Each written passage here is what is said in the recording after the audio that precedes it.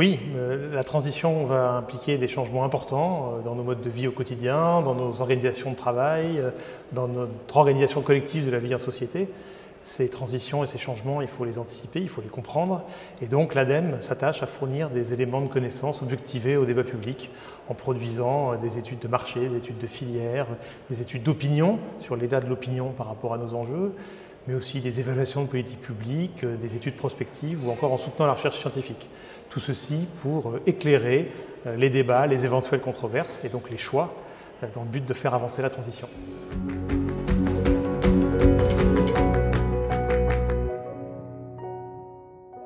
Alors l'ADEME a apporté deux types d'éléments. D'abord ces scénarios prospectifs, Transition 2050, qui proposent quatre chemins cohérents et contrastés pour atteindre la transition vers la neutralité carbone à l'horizon du siècle. Alors ces quatre scénarios mobilisent tous le recours aux énergies décarbonées et le développement massif des énergies renouvelables. Par contre, ils mobilisent de façon différente la sobriété, l'efficacité énergétique ou le progrès technologique. Et donc il faut faire des choix qui sont d'abord et avant tout des choix de société, des choix politiques, avant d'être des choix techniques et économiques. Et puis l'ADEME a apporté une deuxième série d'éléments au débat, issus d'une série de séminaires que nous avons organisés sur les conditions de reprise d'une valeur équitable du carbone. Et donc l'ADEME a publié un rapport pour un contrat social de transition dans lequel nous proposons 4 principes et 10 propositions pour redonner une valeur au carbone dans un esprit de justice sociale. Donc ces principes vont restaurer la confiance vis-à-vis de l'action publique, par exemple en proposant une loi de programmation des finances publiques qui respecte, qui soit compatible avec nos objectifs climatiques. Le deuxième principe est celui d'assurer l'équité pour que la transition ne pèse pas plus sur les ménages ou les entreprises les plus vulnérables. Le troisième principe consiste à garantir l'efficacité économique pour respecter notamment les enjeux de compétitivité des entreprises. Et puis le quatrième principe consiste à ouvrir la gouvernance en ouvrant une concertation entre l'État, les partenaires sociaux, les collectivités locales, les acteurs sociaux et les citoyens autour des impératifs liés à la transition écologique et de ses implications économiques et sociales.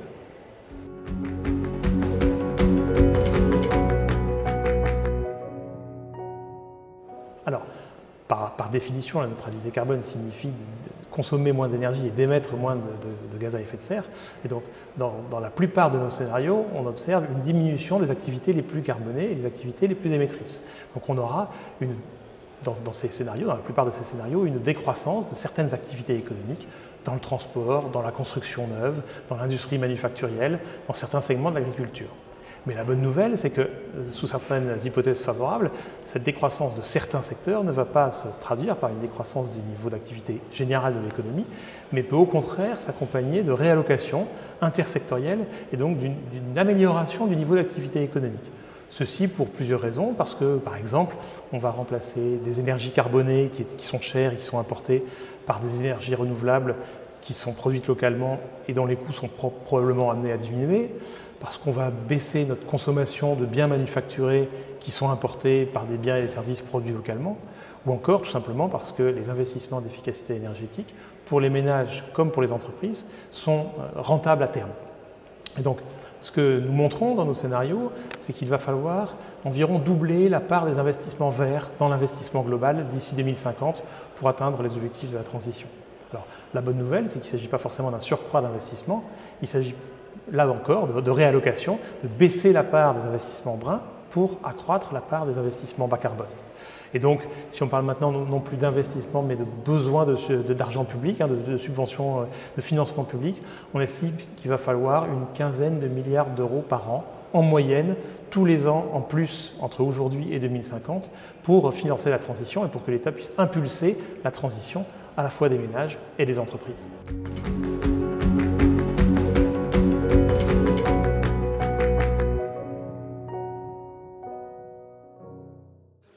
Alors, l'ADEME mène depuis plusieurs années des enquêtes d'opinion qui nous montrent que la société aujourd'hui est prête pour des mesures de politique publique assez fortes pour accompagner cette transition. Pour ne citer que quelques chiffres, aujourd'hui nous avons 63% des Français qui nous répondent qu'il va falloir modifier nos modes de vie de façon importante pour lutter contre le réchauffement climatique. Et la première des conditions qu'ils réclament pour accepter ce changement important dans leur mode de vie est que la transition soit partagée de façon juste entre l'ensemble des membres de la société.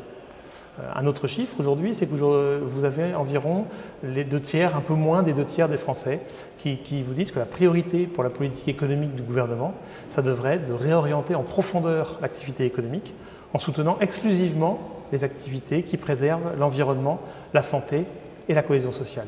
Là où un peu plus d'1/3 des Français nous répondent qu'il faut soutenir l'activité économique par tous les moyens.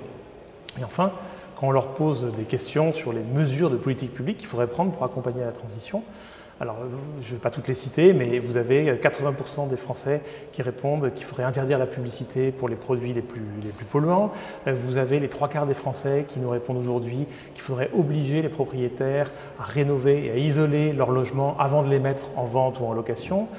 Vous avez les 2/3 des Français qui nous répondent qu'il faudrait taxer davantage le transport aérien ou les modes de transport terrestre les plus polluants. Donc on voit bien, à travers ces chiffres, à travers d'autres études, à travers les conclusions de la Convention citoyenne pour le climat, par exemple, que les Français sont prêts à ce que l'État prenne des mesures ambitieuses à la hauteur des enjeux et que la notion d'écologie punitive, aujourd'hui, est complètement dépassée.